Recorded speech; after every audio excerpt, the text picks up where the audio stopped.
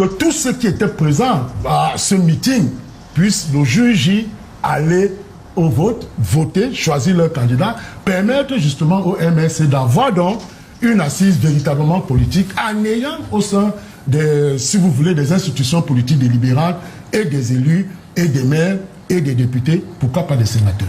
On parle d'une grosse mobilisation, nous les avons en images là, maintenant, grâce au concours de la réalisation. Vous parliez tantôt d'une mobilisation qui doit se transformer en mobilisation politique.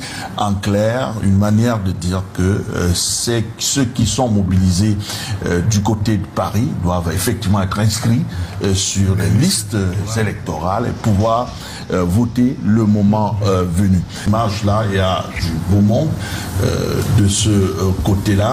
Est-ce que c'est pour des raisons administratives aussi, d'autorisation, de manifestation publique, que le MRC préfère aller lancer son meeting du côté de Paris quand on sait que sur place au Cameroun, c'est pas la chose la plus évidente? Oui, il n'est pas de souligner de manière formelle que la mise en œuvre de l'exercice des libertés, surtout collectives, au Cameroun, ça il ne faut pas le nier, souffre de beaucoup de complications. Parce qu'on se rend bien compte que les partis politiques, surtout de l'opposition, ont des difficultés à mettre en œuvre ces libertés collectives. Donc maintenant, moi je pense que l'autre analyse qui puisse être faite en dehors du cas que je venais de souligner avec emphase, c'est simplement que ce qui est en train de se passer rentre en conformité avec l'article 3 de notre Constitution.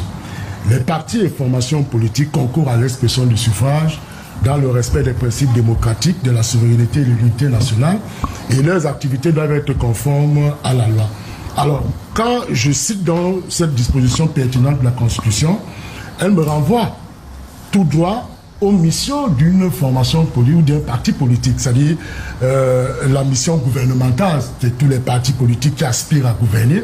Premier point. Deuxième point, la fonction de construction des votes, c'est-à-dire que chaque parti en son sein doit tout faire pour trouver des élus, trouver partie à toutes les compétitions qui sont organisées en matière électorale. Et la troisième fonction, c'est la fonction de sensibilisation et de mobilisation. Et je pense que c'est justement dans ce cadre que s'inscrit ce meeting, qui est une campagne de mobilisation et de sensibilisation. Maintenant, il ne faut pas se limiter à une mobilisation populaire. Il faudrait que la mobilisation populaire se transforme en mobilisation politique. Parce que quand je parle de mobilisation politique ici, je dis que tous ceux qui étaient présents à ce meeting puissent le jour J aller au vote, voter, choisir leur candidat, permettre justement au MRC d'avoir donc une assise véritablement politique. Comme le RDPC, ici notamment certains articles sur lesquels il s'appuie pour contester la légitimité, si on peut le dire ainsi, du président. Est-ce que il y a une barrière entre ces contestations et les réalités au niveau des textes? Monsieur Boubangomla, il y a lieu de répondre à une première question pour être fixé sur le cap de l'analyse que nous allons mener. Est-ce que Léon Teller-Onana est un militant du RDPC? Je dis oui, au regard de l'article 5 du statut, parce qu'il faut préciser que les textes de base du RDPC sont structurés autour de deux pans. Il y a la partie réservée au statut du parti et la partie réservée au règlement intérieur. Maintenant, il répond déjà aux critères posés par l'article 5 du statut du RDPC. Maintenant, ce qu'il faut relever, c'est que il est clairement indiqué au niveau de l'article 18, alinéa 1, qui fixe les fonctions du, si vous voulez, du bureau, des instances dirigeantes du parti. Parce qu'il y en a trois. Il y a le congrès, le comité central et bien entendu le bureau politique. Alors, l'article qui va nous intéresser ici, c'est l'article 18, alinéa 2. Il est clairement indiqué que le congrès se tient tous les 5 ans. Se tient tous les 5 ans. Toutefois, en cas de nécessité, cette période peut être abrégée ou prorogée par le bureau politique. Le législateur, j'allais dire, les membres du parti eux-mêmes, ils ont arrêté d'utiliser ici. Cela renvoie à une tenue d'obligatoriété de ce congrès tous les 5 ans. Je prends un exemple. Le président Paul Biya je fais là une interprétation systémique, peut-être pas théologique, mais en termes justement de l'article 18 alinéa 2, cela veut dire qu'étant élu en 2018, normalement si on respecte cet article, il devait bénéficier d'une légitimité au sein de son parti en 2023. C'est-à-dire que 5 ans plus tard. Donc, si nous restons donc strictement dans l'interprétation rigoureuse des tests de ce parti, en réalité, il y a désormais, et ça je donne raison à Léon Tolonala, en réalité, il y a ici là un problème qui se pose, celui donc de la légitimité du président de ce parti. Parce que il faut noter une chose, quand on devient président de la République, il y a 2 sources de légitimité. La légitimité partisane et la légitimité républicaine. Partisan veut dire qu'à l'intérieur de votre parti, il faudrait que vous soyez choisi, légitimé. Et comme c'est le cas dans le RDPC, on dit bien le président de la République, enfin le président est le candidat naturel du parti. Maintenant, si nous restons donc dans cette interprétation, M. Bouba Ngom, je voudrais vous rappeler que en août 2024, Léon Tela-Wenana a formellement saisi le président de la République d'une requête lui informant de la nécessité de tenir un congrès. Et en octobre, j'allais dire en novembre 2024, donc c'est-à-dire que 2 mois plus tard, il a ressaisi le président de la République et il a reçu une fin de non-recevoir. Il a eu une réponse silencieuse. C'est ce qu'on appelle le rejet implicite. Et il ne s'est pas arrêté là. Il a saisi le secrétaire général du RDPC, Jean Côté, qui lui a davantage accordé une fin de non-recevoir. Donc, M. Bouba Ngom, je redis une chose, sur le plan légal, si on s'appuie sur les dispositions pertinentes des tests de base du RDPC, il y a un problème de légalité et un problème de légitimité de toutes ces instances dirigeantes qui proviennent de l'article 17 des statuts du parti. Donc, pour ma part, Léon Tela-Wenana, moi je pense que, vous voyez, aujourd'hui, il est jeté à la vindue populaire. Or, c'est un citoyen camerounais, c'est un militant convaincu qui a eu la jugeote d'anticiper en appelant leurs dirigeants en leur disant que, écoutez, il y a une question de l'illégalité de notre parti qui se pose, qu'il faille rapidement régler, sinon nous aurons des difficultés. Et je ne voudrais pas être ici, je suis par là, à la place du Conseil constitutionnel, parce que le Conseil constitutionnel aura donc l'occasion, devant cette patate chaude, à nous dire véritablement si cette candidature du président de la République sera davantage restreinte dans la légalité. Le comité central, il y a le bureau politique, il aurait pu également apporter cette affaire. Pourquoi aller en justice? Oui. C'est vrai que, comme vous le dites, pour le praticien du droit, la question est intéressante. Je dis c'est pour le praticien du droit.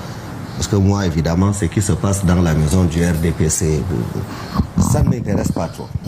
Vous savez, les partis politiques sont des personnes morales de droit privé. Ça veut dire les contestations relevant de la désignation du président national ou de ceci ou de cela. En cas de contestation, l'affaire est dévolue au juge de droit commun.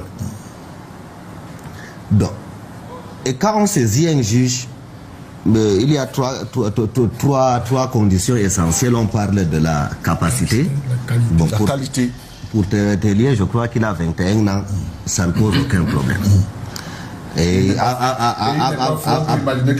prima facie, il n'est pas fou. Et dernièrement, à Yaoundé, j'ai croisé dans les couloirs son avocat et il m'a semblé être quelqu'un d'absolument compétent. Non, de très compétent.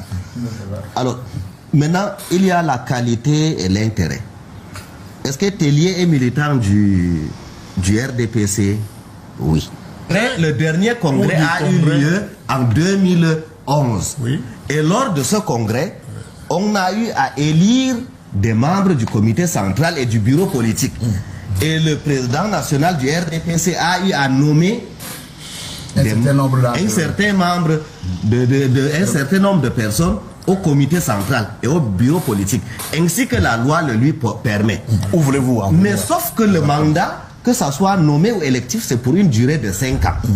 Et le bureau politique, donc, a cette faculté, a ce pouvoir de proroger les mandats. En 2016, le bureau politique a prorogé Les mandats. les mandats.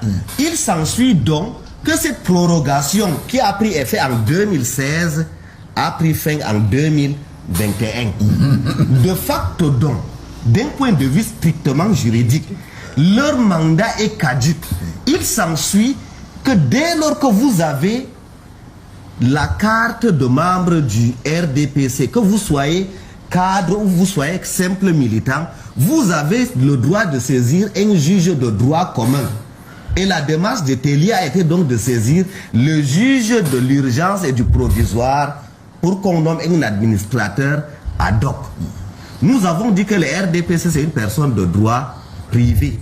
Autant lorsque vous êtes actionnaire d'une société, même si vous êtes actionnaire à 0,05%, lorsque le mandat des dirigeants a expiré ou lorsqu'il y a péril en la demeure, vous cessez le juge de référé pour qu'on nomme un administrateur ad hoc. La démarche de Tellier est, à mon avis, fondée. Et il se pose donc un problème de légitimité. Aujourd'hui, donc, n'importe qui pourra donc déposer sa candidature au nom du RDPC si on convoque le corps électoral. Est-ce que la durée du mandat du président national du RDPC est définie dans les textes du RDPC? 5 ans. Non. Apparemment, c'est non. Nulle part. Apparemment, c'est non. Nulle part. Donc, C'est là où je vais en venir. Non, attendez. Professeur, c'est là où je vais en venir. si le mandat, c'est la durée du mandat. Monsieur Mott, et tout à l'heure, nous avons dit qu'un parti politique est une personne de droit privé qui accomplit parlons de statut que vous ne connaissez pas. Maintenant, au-delà des textes, donc du RDPC, il y a au-dessus du texte du RDPC la loi sur les partis politiques qui impose que les partis politiques doivent fonctionner selon les principes démocratiques. Ainsi donc, un parti politique qui ferait un mandat indéfini, cette disposition, s'il vous plaît. Cette disposition sera considérée par le juge comme étant non écrite. D'accord. C'est pour ça qu'on dit... Non, c'est pas un débat entre vous deux. Je vous en prie. De personnes morales. Je suis d'accord avec vous. Mais la question qui se pose, est-ce qu'il s'agit de renouveler le mandat des membres du comité central ou de renouveler le mandat du président? Alors, la loi de 90, je vais demander au professeur Luiseau et Somba de nous éclairer. La loi de 90 sur les partis politiques dit qu'ils doivent fonctionner de façon démocratique. Dès lors que vous allez insérer une disposition en disant que le mandat là n'a pas de limitation, le juge sera obligé de considérer ça comme étant non écrit. Alors, le président de la République, quel que soit le parti où il vient, bénéficie d'une double légalité. J'allais dire d'abord d'une double légitimité. Il a une légitimité partisane. C'est-à-dire qu'à l'intérieur de son parti, un peu comme on le voit, quand vous prenez l'article 4 du statut du RDPC, au niveau de sa devise, on dit unité, progrès, démocratie. C'est-à-dire que quand on évoque les principes démocratiques, il y a déjà l'élément de l'élection. Alors, prenez simplement l'article 19 du statut. Cet article dit le Congrès élit le président national du parti. Voici ça clairement posé. Ça veut donc dire que pour que le président de la République soit donc bénéficie donc de cette double légitimité, il doit d'abord avoir la légitimité à l'interne de son parti politique. Et pour cela, il doit être élu par le Congrès. C'est clairement posé. Ça veut donc dire que c'est le Congrès qui choisit. Et là, tout à fait d'accord tout à l'heure, ça même lorsqu'il dit le Congrès de 2011 qui s'est tenu, on a vu René Zenguele a mis sa candidature. Bien entendu, il a eu sa seule voix. C'est déjà un élément important. Cela démontre qu'il y a une dynamique démocratique à l'intérieur du parti. Alors quand cela n'est pas fait, on se rend bien compte que l'article 19 du statut du RDPC est piétiné. C'est-à-dire qu'il n'y a pas eu un congrès qui a... Non, vous laissez faire l'analyse. C'est son analyse, s'il vous plaît. Non, c'est son argumentaire, je vous en prie. Poursuivez, professeur. Monsieur Bouba, vous dites que l'article a été piétiné. L'article est piétiné parce que Et j'ai fait la démonstration, ça dit je suis sorti des logiques juridiques pour entrer dans une explication claire pour que nos téléspectateurs comprennent.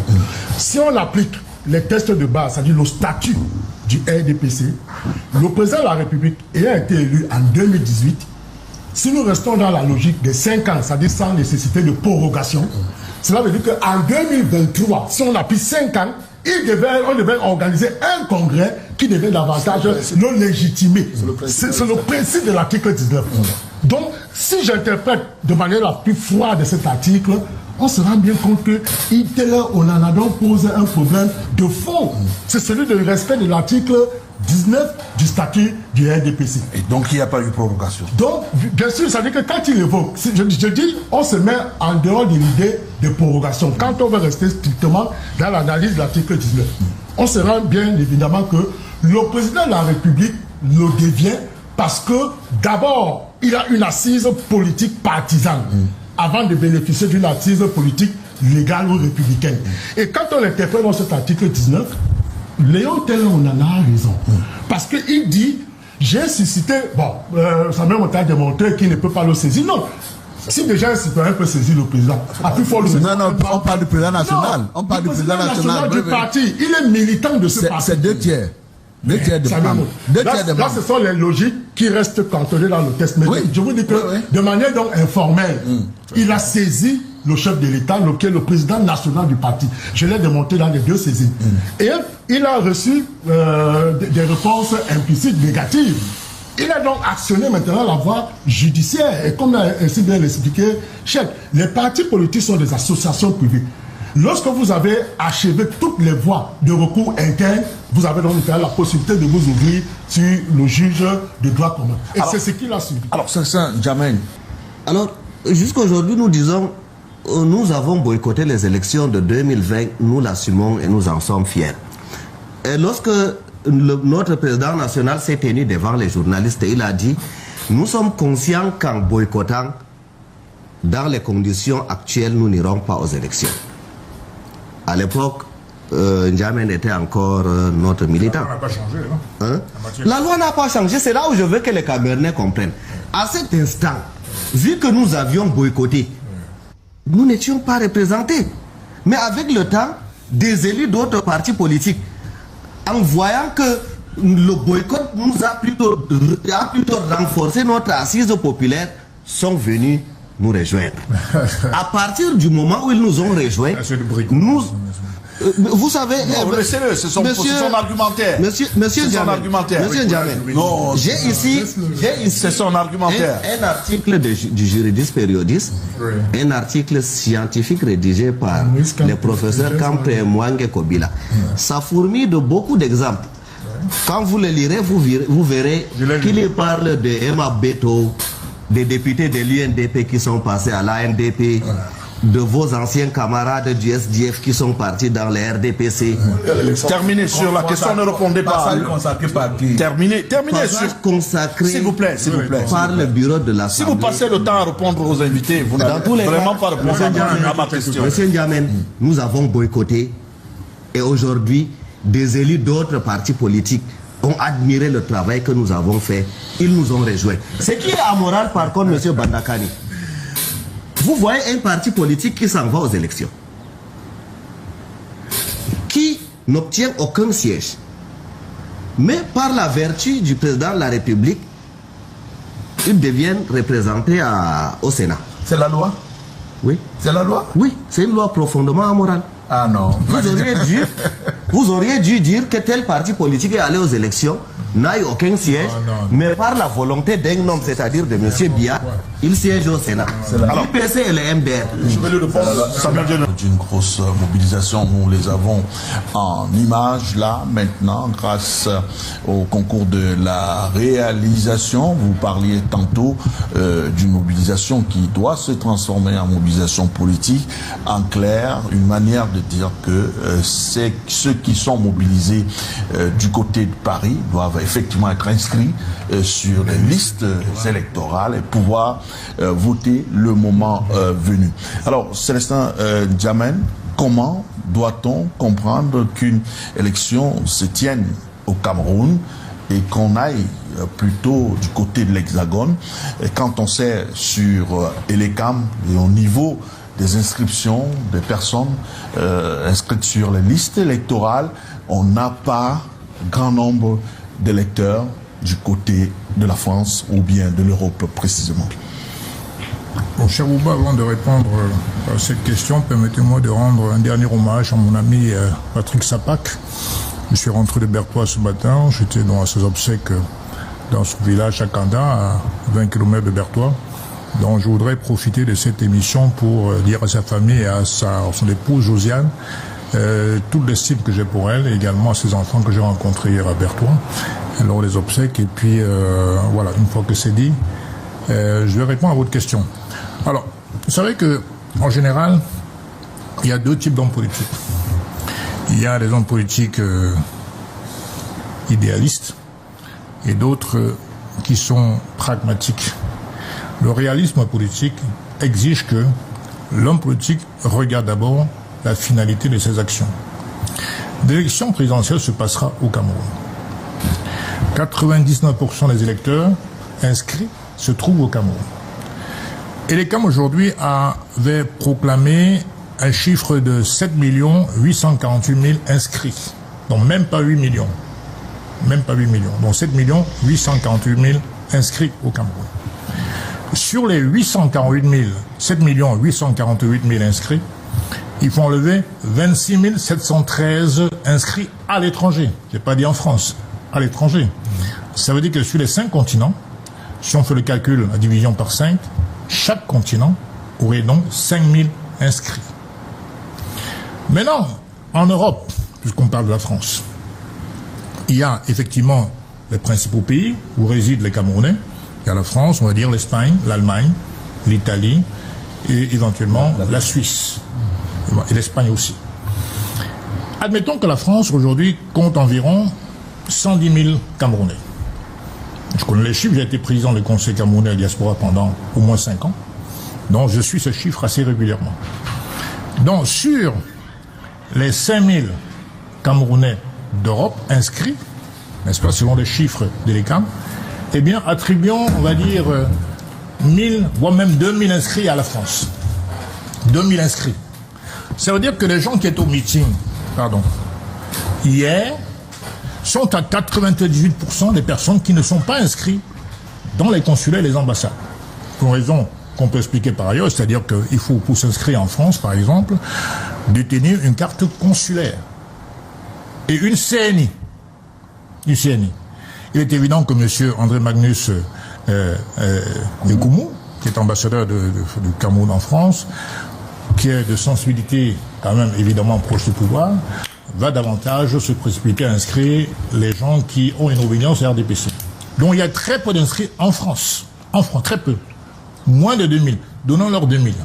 Alors quand un homme politique veut, s'il est validé comme candidat, officiellement par le Conseil constitutionnel, s'il veut être candidat et faire sa campagne, je pense que la priorité devrait être donnée aux électeurs camerounais du Cameroun.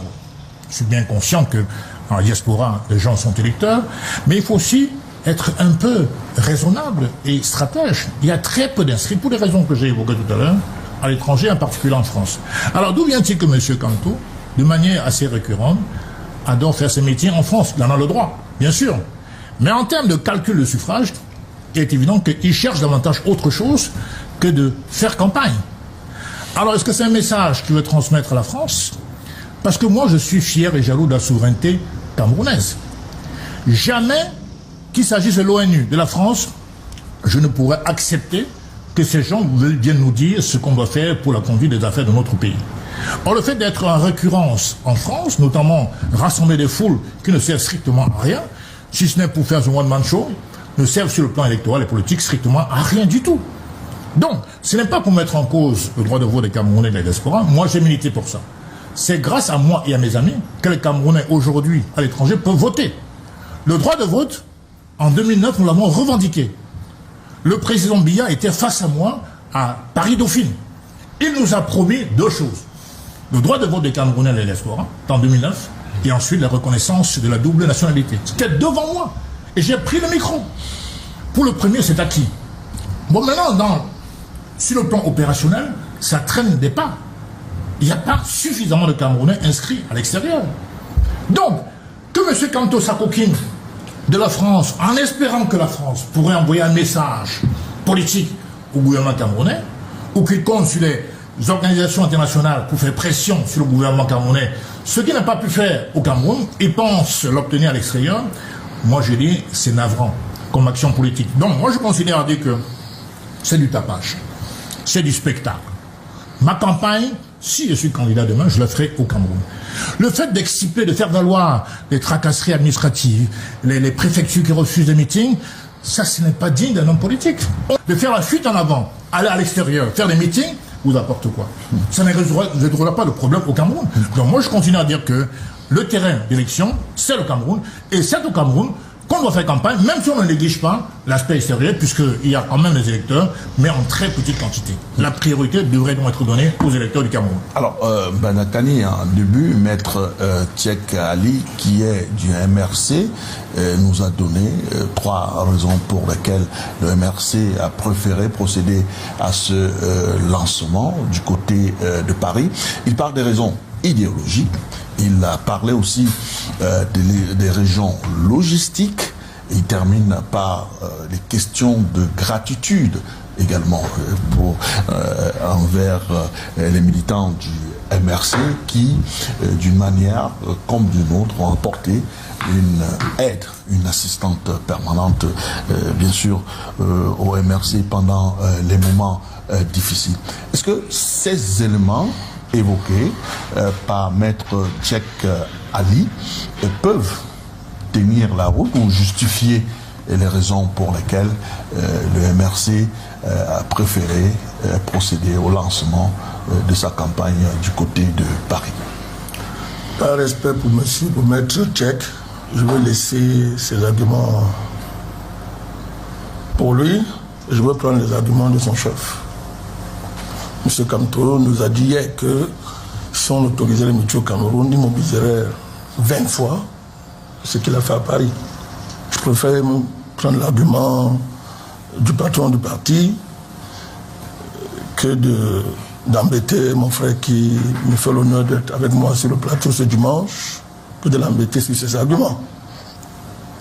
Ce qui suppose, et le docteur Essomba l'a dit tout à l'heure, avec l'autorité de l'observateur scientifique qu'il est universitaire, qu'il est difficile de faire des meetings au Cameroun. C'est vrai. Les préfets régulent l'ordre des meetings en interprétant la loi et en l'appliquant selon les humains. Ça n'a jamais empêché ceux qui veulent faire les meetings au Cameroun de les faire. Toute notre vie, on a fait des meetings, et quand on allait faire des meetings, on disait « Monsieur le préfet, fais ton travail, nous on fait pour nous ». On bagarrait. Souvent, on arrachait même les galons des policiers, on rentrait avec ça au siège, on gardait, etc. On bagarrait. Mais on faisait, comme on fait les meetings, on fait. Il y a eu des moments au Cameroun où les sous-préfets ne s'hasardaient même pas interdits parce que ils venaient négocier simplement les itinéraires, etc. Pourquoi? Parce que le peuple sortait.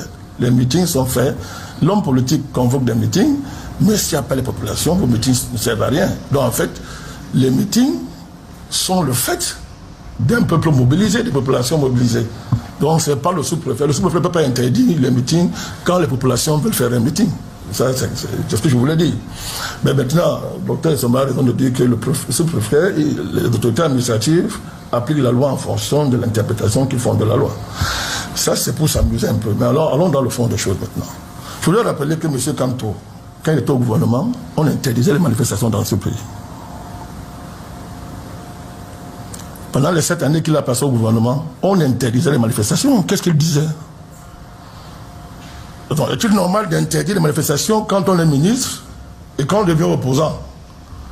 Ça devient un crime contre l'humanité de les interdire. Ça pose le problème des rapports que M. Kanto a avec l'expression de la démocratie qu'est les manifestations. Que sont les manifestations publiques? Vous ne pouvez pas être au gouvernement, le gouvernement interdit les manifestations, réprime les manifestations. Je ne voudrais pas convoquer ici les événements de 2008. La répression a causé des morts. Quand tu étais au gouvernement, ça n'a pas dérangé. Donc, ce rapport extrêmement mesquin quant à la valeur qu'on accorde aux manifestations, pose un problème. Donc, deuxièmement, je dis tous les aspects secondaires, hein, parce que je veux finir par le fond. Deuxièmement, c'est le meeting a lieu, de mon point de vue, pour faire diversion. Pourquoi? Le meeting se tient alors qu'on est dans un contexte politique où est mise sur la table la crédibilité du leadership de M. Kamto. Sa crédibilité. Au niveau de ses prises de position. Ses prises de position et la cohérence qu'il a à maintenir une cohérence entre une position et une autre position qui suit la première position, la deuxième, la troisième. Ce problème se pose. Il y a le problème de la consistance de ces options stratégiques. Boycott des élections, après on fait la cour aux élus provenant, élus dans le cadre du scrutin qu'on a boycotté. Ça pose des problèmes sérieux. La crédibilité, la consistance de ces options stratégiques. Je prends seulement le cas du boycott, je peux citer d'autres éléments. On peut mettre sur la table l'ambiguïté qu'il y a entre l'option légaliste et les tentations insurrectionnelles qu'on masque derrière le mot résistance. Résistance. Ce sont des ambiguïtés en termes d'options stratégiques qui aujourd'hui, à la veille de l'élection présidentielle, sont devenues un problème sérieux quant à la crédibilité de l'homme politique qu'il est et la consistance de ses options stratégiques. Enfin, il y a la nature du parti. Avons-nous affaire à une organisation crypto-terroriste ou on a affaire à un parti politique? Vous n'avez qu'à voir l'hyper-violence dans les réseaux sociaux que des affiliés de ce parti infligent à ceux qui ne pensent pas comme eux. Et maintenant, regardons le métier en lui-même. Vous n'avez remarqué qu'il n'y a eu aucun incident, non? Il n'y a eu aucun incident. Ça veut dire que la France peut sécuriser un meeting de cette nature sans qu'il n'y ait pas d'incident. Où est l'État français quand on massacre des artistes dont le seul crime est d'avoir presté, aller vendre leurs services au régime Biya? Pourquoi on ne les sécurise pas? Si on peut sécuriser 1000 personnes, puisqu'on a dit qu'il y avait 1 million de personnes. Si vous pouvez sécuriser 1 million de personnes dans le cadre d'un meeting politique, pourquoi on ne peut pas assurer la sécurité des artistes qui viennent prester et qui sont pourchassés, massacrés physiquement, leur réputation est attaquée, détruite? Vous ne les sécurisez pas, et ça de manière répétitive. Plus grave, vous ne sécurisez pas les ministres camerounais quand ils sont sur votre sol, les ministres camerounais, ne parlons pas du chef de l'État d'un pays, où vous faites semblant de sécuriser, les gens arrivent même dans l'hôtel où le président se trouve, etc. Je voudrais vous demander si, quand un président français vient ici, vous pouvez vous approcher de lui, parce que l'État camerounais qui respecte ses engagements internationaux s'assure que les Camerounais qui ne veulent pas voir le président français sur leur sol, à juste titre d'ailleurs, n'approchent pas. Maintenant, je finis mon argument en convoquant le fait que, dans le fond, ce n'est pas le fait d'aller faire un métier à diaspora qui est un problème, on s'en fout. Les hommes politiques camerounais doivent aller visiter les Camerounais de l'étranger, c'est normal. Le problème, c'est que le parti et le dirigeant qui le fait, c'est un agent de l'étranger. Monsieur Kamto est un agent de l'étranger. Et cette dynamique vise à banaliser la parole. Non, je veux que les bases soient claires. Je suis quelqu'un d'extrêmement poli. Je ne peux pas croire, parce que c'est la première fois que je viens à votre émission, que vous allez permettre au président d'un parti politique. Ça aurait été un communicant ordinaire, ça aurait été Mot, l'honorable Mot, j'aurais accepté. Mais venant du président d'un parti politique, qui accuse le président d'un autre parti politique d'être un agent à la solde d'une puissance étrangère, et que vous le laissez continuer à parler. Ça fait au moins 10 à 15 minutes qu'il est sur cette lancée d'invectives et d'insanité. Et je ne sais pas, et je ne connais pas la philosophie de cette émission. Est-ce que vous entendez me laisser lui répondre après? Ou bien est-ce qu'à un viendra le moment où vous allez lui dire d'arrêter ça? Vous allez avoir votre temps de parole. Nous convenons que entre adultes, dire de quelqu'un qu'il est à la solde d'une puissance étrangère, c'est extrêmement grave. J'aurais pu laisser passer si ça venait d'un militant quelconque parti politique. Mais venant du président d'un parti politique, je vous assure que s'il le dit encore une fois et que vous ne le ramenez pas à la raison, je vais prendre mes responsabilités. Ok, d'accord. Aux uns et aux autres, on va rester poli. Non, s'il vous plaît. Rester poli, c'est pas. Je ne m'adresse pas spécialement à vous. Je m'adresse à tous les panélistes. On reste courtois dans les échanges et c'est les idées qui doivent prévaloir. On va éviter au maximum les invectives sur le plateau. Je crois que comme ça, ce sera une émission très cool, une émission très également écoutée pour le plaisir de nos téléspectateurs qui sont très nombreux à nous regarder, qui attendent beaucoup plus que jaillissent des idées et non des invectives. Je crois que dit de cette façon, on va donner la parole pour les 30 dernières secondes au président Bada. Comment tu peux aussi regarder une vidéo sans t'abonner? Abonne-toi! Surtout clique sur la cloche de notification. Ça, c'est la page de Buzz. Si tu veux être au courant des buzz et toutes les actualités au 237, abonne-toi et clique sur la cloche de notification. Partage aussi pour m'encourager. Surtout, si tu as quelque chose à dire, papa, lâche un commentaire.